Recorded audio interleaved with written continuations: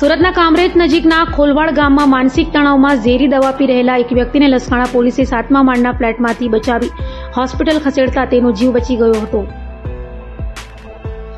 સુરતની લસકાણા પોલીસની સતર્કતા અને પોલીસ કામગીરીના કારણે એક વ્યક્તિનો જીવ બચી ગયો છે. વાત એમ છે કે ગત 9મી જૂનના રોજ સાંજે પીસીઆરને માહિતી મળી હતી કે ખોલવાડ ગામ સ્થિત સ્ટાર પવિત્ર નગરી એપાર્ટમેન્ટના ફ્લેટ નંબર A701માં રહેતા કિરણભાઈ રામજીભાઈ ધામેલિયા માનસિક રીતે ભાંગી પડતા ઝેરી દવા પીને રૂમ અંદરથી બંધ કરી બેઠા હતા. જે માહિતીના આધારે પીસીઆરની ટીમ ઘટના સ્થળે પહોંચી હતી અને ફ્લેટનો દરવાજો અંદરથી બંધ હોવાથી પોલીસ કોન્સ્ટેબલ શૈલેષભાઈએ સમય સૂચકતા અને હિંમત દાખવી બાજુના ફ્લેટમાં જઈ પાછળની બારી મારફતે જોખમ ખેડી 7મા માળેથી કિરણભાઈના ફ્લેટમાં પ્રવેશ કર્યો હતો.